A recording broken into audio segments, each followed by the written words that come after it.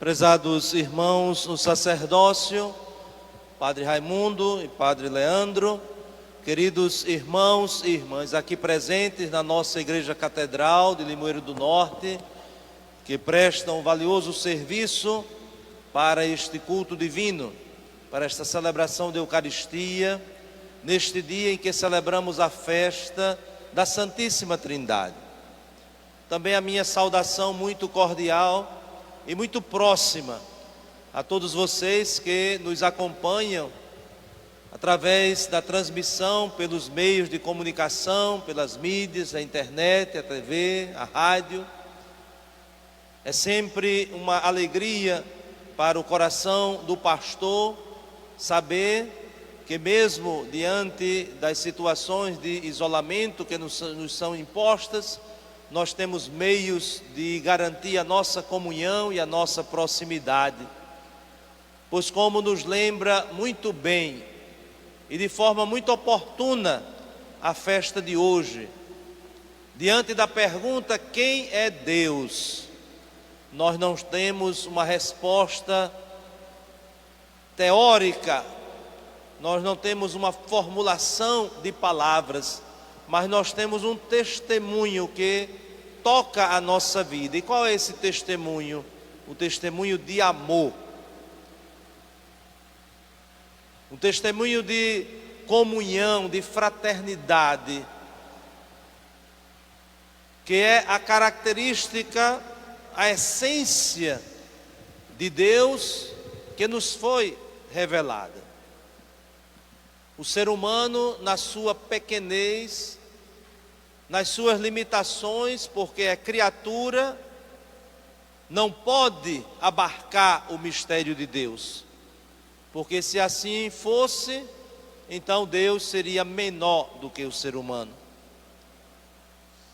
Porém, Deus, na sua majestade, na sua grandeza, na sua onipotência, não é um Deus fechado em si, mas um Deus que se revela.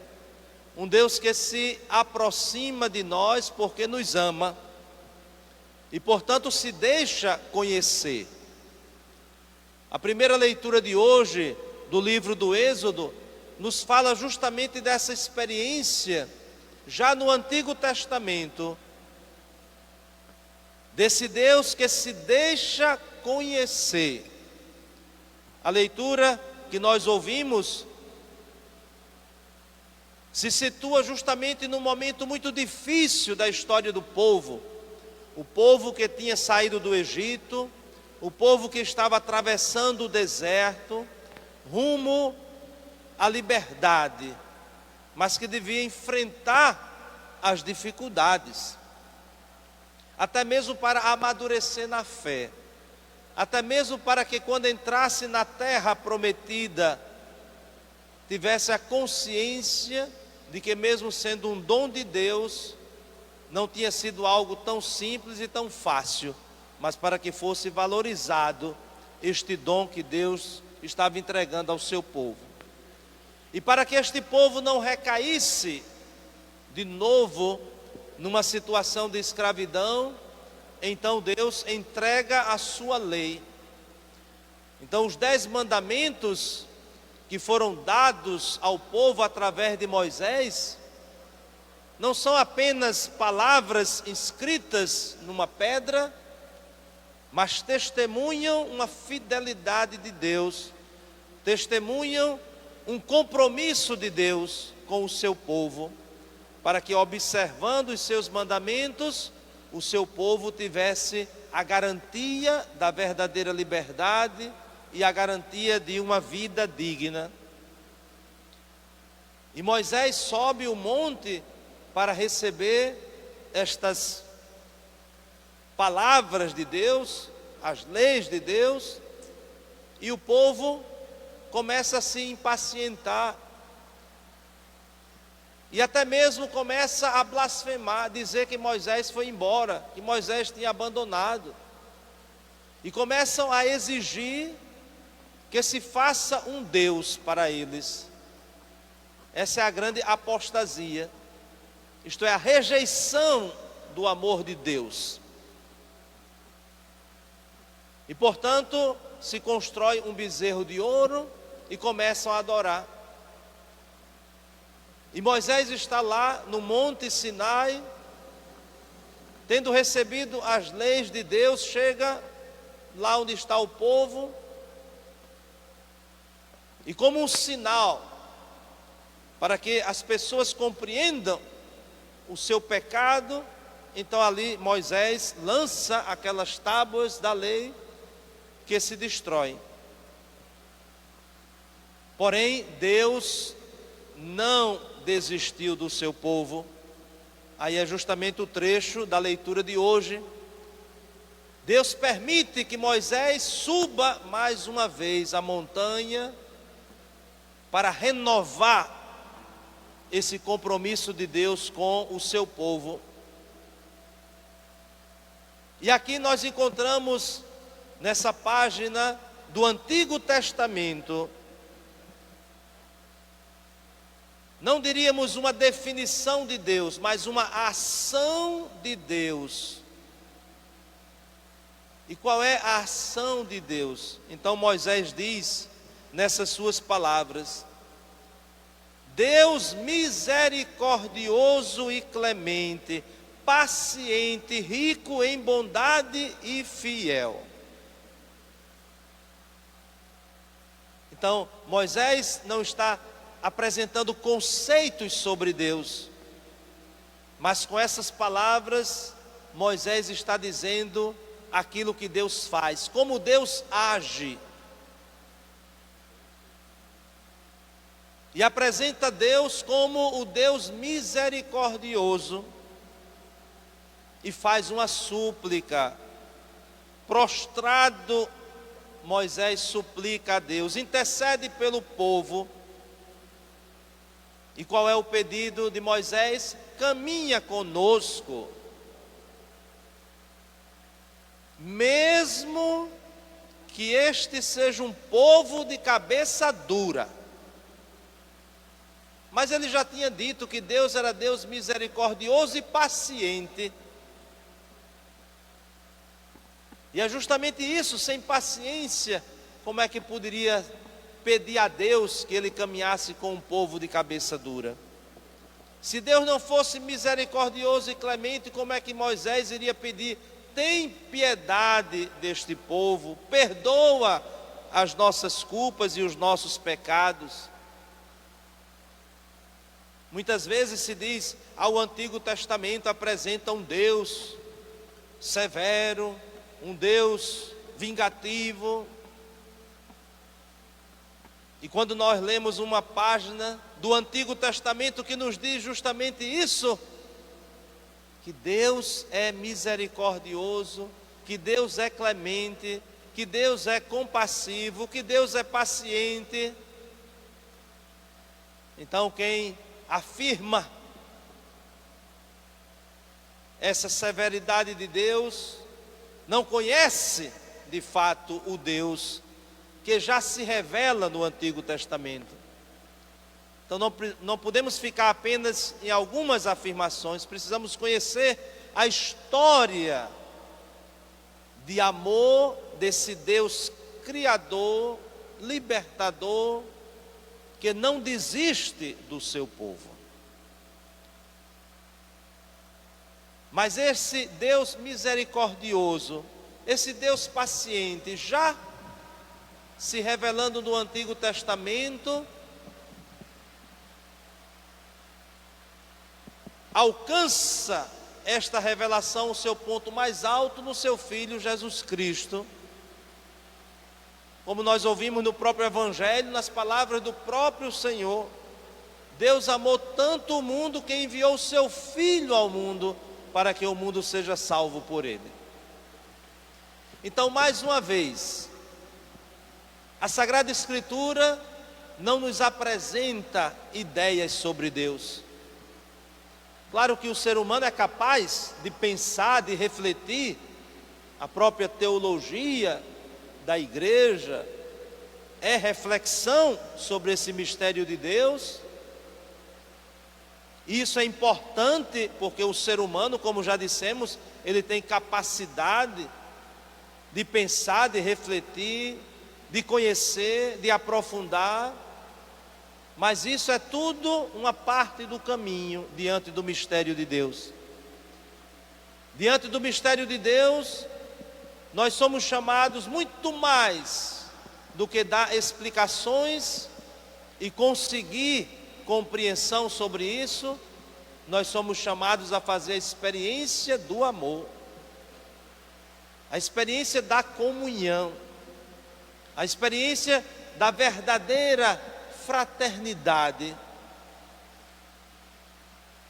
E portanto não é simplesmente como ao longo da história muitos fizeram especulações, e até mesmo nas suas especulações racionalistas, presunçosas, se perderam no caminho. Quantas pessoas que quiseram estudar Deus e perderam a fé, porque fizeram apenas uma parte do caminho, importante, mas não suficiente. O caminho que nos conduz a Deus não é apenas uma busca de conhecer, mas, antes de tudo, deve ser uma experiência de uma descoberta de que Ele nos ama. E portanto essas palavras de Jesus, que são de revelação, são palavras que nos dizem, de fato, quem é Deus é aquele que nos ama, mas nos diz quem é Deus dizendo o que Ele faz, e não tanto o que Ele é em si, porque isso nós não somos capazes de compreender e de atingir. Então a grande revelação, diante dessa pergunta do coração humano, quem é Deus? A grande resposta é aquela que nós ouvimos na primeira carta de São João: Deus é amor. E por que nós dizemos que Deus é amor? Porque Ele nos amou por primeiro.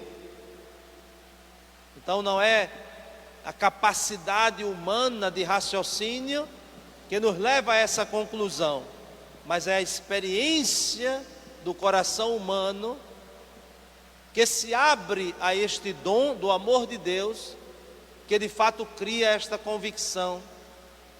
Essa convicção que se torna adesão de fé, a acreditar que Deus é amor, e o amor exige comunhão.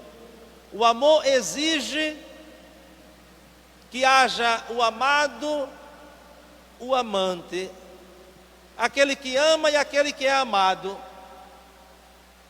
Só existe amor se de fato existirem essas realidades, e não um amor fechado, um amor de quem está diante do espelho, que projeta no outro a si mesmo, mas é um amor de relacionamento. E por isso a Trindade, as três pessoas. Então um verdadeiro amor que é sempre saída, e nessa saída se acolhe o outro, e se estabelece esse relacionamento. Nós podemos dizer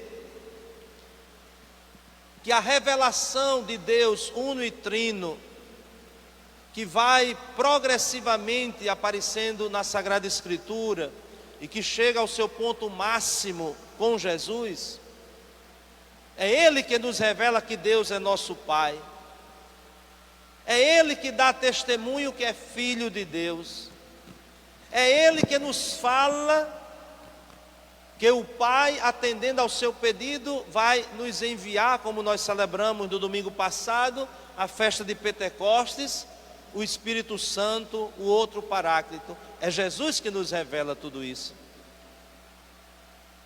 Mas nós podemos dizer que se Deus é a fonte da vida, e se Deus é Trindade, Ele já deixou um grande sinal dessa sua realidade trinitária. que é a vida de cada um de nós. Nós não podemos pensar a vida humana sem a colaboração, sem a união de três. Isto é, na minha origem, eu tenho mais duas pessoas.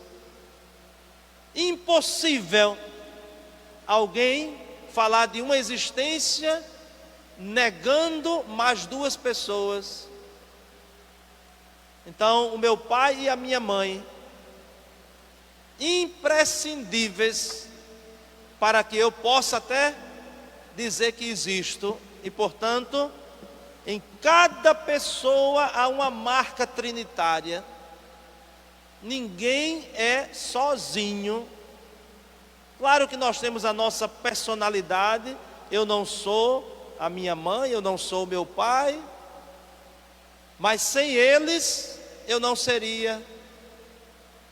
E portanto essa marca trinitária, podemos assim dizer, antes mesmo de uma profissão de fé, tem uma prova da natureza, uma ajuda do próprio Deus. Então por isso que essa é a nossa característica fundamental como seres humanos. Somos trinitários, porque somos criados à imagem e semelhança do Deus que é a Trindade. Então essa, poderíamos assim dizer, é a grande ajuda do próprio Deus. Depois vem a sua palavra, depois vem o seu próprio Filho encarnado, que é a grande luz para que tudo isso se esclareça. Mas basta um pouco de honestidade e de atenção para a vida, para pensar, sozinho eu não existiria, porque eu estou numa relação de três, e portanto a minha própria vida é reflexo da Trindade. E a nossa fé, ao longo da história da humanidade, certamente todas as religiões, elas foram se formando como essa tentativa de responder quem é Deus. Mas a novidade, e portanto torna a religião cristã diferente de todas as outras, é justamente a fé na Trindade. Se compararmos as várias religiões, cada um tem o seu jeito de falar, e portanto ali encontramos a identidade. E qual é a nossa identidade? A nossa identidade é que nós cremos que Deus é uno, não cremos em deuses, cremos em um único Deus, mas que nesse mistério de um Deus único e uno, é uma comunhão de três pessoas. Então essa é a identidade cristã, acreditar na Trindade. Não só acreditar em Deus, acreditar que Deus é uno, mas é trino. E a grande prova, como dizíamos, é que nós somos a sua imagem e semelhança. E por isso toda a nossa vida cristã está marcada por essa referência à Trindade. E de modo muito particular a nossa liturgia. Vejam, a segunda leitura de hoje é a última parte, os últimos versículos da segunda carta de São Paulo aos Coríntios. Paulo conclui, como era seu costume, conclui a sua carta com a referência à Trindade. Muitas vezes começa também as suas cartas com uma saudação trinitária, como nós fazemos na missa, que a graça de nosso Senhor Jesus Cristo, o amor do Pai, a comunhão do Espírito Santo estejam convosco. Isso é saudação trinitária, apostólica. Por quê? Porque essa é a nossa identidade. Isto é, esta é a nossa fé. Nós cremos nesse Deus uno e trino.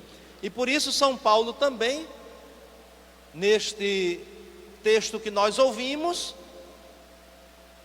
vai recordar aquela comunidade qual é a sua identidade de fé, a Trindade. Por isso que já desde muito tempo,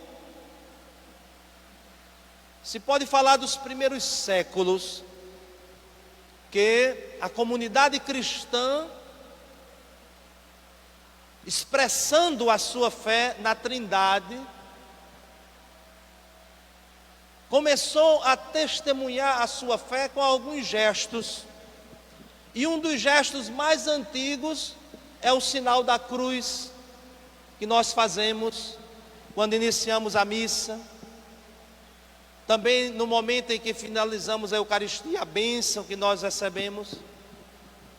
Sem dúvida, todos nós fazemos o sinal da cruz tantas vezes durante o dia.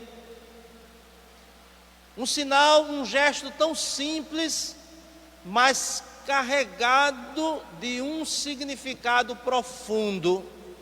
Diríamos que fazer este gesto do sinal da cruz sobre nós é uma síntese da nossa fé, e de uma forma muito simples. Então me permita concluir a nossa reflexão fazendo de um modo muito simples,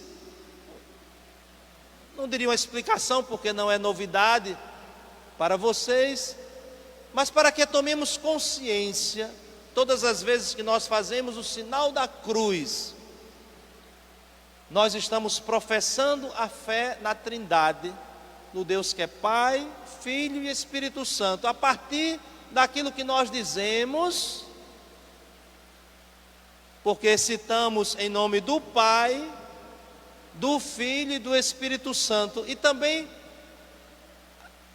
no gesto que nós fazemos, nós dizemos o que Deus fez para nós, e do que Deus é para nós. Em primeiro lugar, nós fazemos tudo isso traçando a cruz, que está no centro. Nós não dizemos assim, em nome do Pai, do Filho e do Espírito Santo, mas nós traçamos a cruz em nós. Então a cruz é a grande prova. Deus amou tanto o mundo, que enviou o seu Filho ao mundo, para que o mundo seja salvo por ele. Então nós não podemos falar do amor de Deus sem ter diante de nós a grande prova, que é a cruz, e por isso fazemos o sinal da cruz. Mas quando nós fazemos esses movimentos para traçar o sinal da cruz, estamos dizendo o que Deus faz para nós. O primeiro movimento, tocamos na nossa cabeça.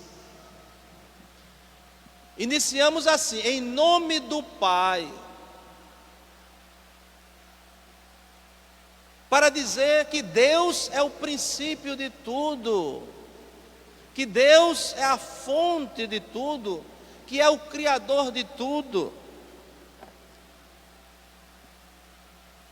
No primeiro versículo da Bíblia, Gênesis capítulo 1, versículo 1,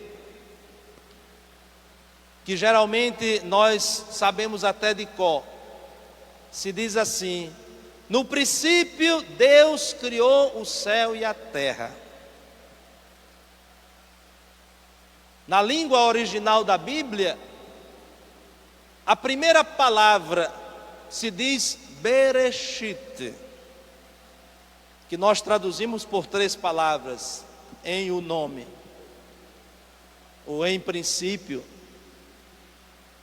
E esse em princípio, na língua da Bíblia, se diz na cabeça. Então a primeira palavra traduzida ao pé da letra seria na cabeça. B, que é a preposição em, e resh, cabeça, bereshit, né? De rosh, de cabeça. Então, se fôssemos traduzir ao pé da letra, diríamos na cabeça, para dizer no princípio, no começo, na origem, está o Pai. Então é muito significativo que toquemos na cabeça, que não façamos o sinal da cruz, por exemplo, no centro do nosso corpo, mas começamos na cabeça. A profissão de fé no Pai que é Criador, que é o princípio de tudo. Depois nós fazemos um movimento de descida para dizer o Filho. E os antigos faziam esse movimento até o ventre. Isto é, o que significa isso, senão a encarnação? O que Deus faz para nós. O Filho que se encarna, que desce do céu e vem para junto de nós e assume a nossa natureza. Então fazer esse movimento indo até o ventre, onde se gera a vida, testemunhando o que Deus faz para nós, a encarnação. E depois dizemos o Espírito Santo, e aqui o movimento horizontal. Nós sabemos que o Espírito Santo é dito o amor de Deus. E São Paulo, na carta aos Romanos, capítulo 5, versículo 5, diz assim: o amor de Deus foi derramado em nossos corações. O próprio Salmo vai dizer: enviai, Senhor, o vosso Espírito e toda a terra se renovará. O sopro de Deus enche toda a terra. Então é o que o Espírito Santo faz, nos envolve. É o horizonte. Esse movimento que nós fazemos para dizer em nome do Espírito Santo, é a ação de Deus, amor que nos envolve. E depois de ter dito tudo isso, uma profissão de fé, dizer quem é Deus, um testemunho de fé, o que Deus faz, então nós dizemos, cremos e pronunciamos o amém. Então vejam um sinal tão simples, que todo mundo sabe fazer, às vezes faz mal feito, e não faz como se fosse isso que eu disse. Então que de fato nós tenhamos consciência, todas as vezes que fizermos o sinal da cruz, tomemos consciência, a trindade que nos toca, porque toca as nossas extremidades, um jeito de dizer, nos envolve. E é amor, amor do Pai, revelado no seu Filho e que se torna presente com a ação do seu Espírito. Louvado seja nosso Senhor Jesus Cristo. Para sempre seja louvado.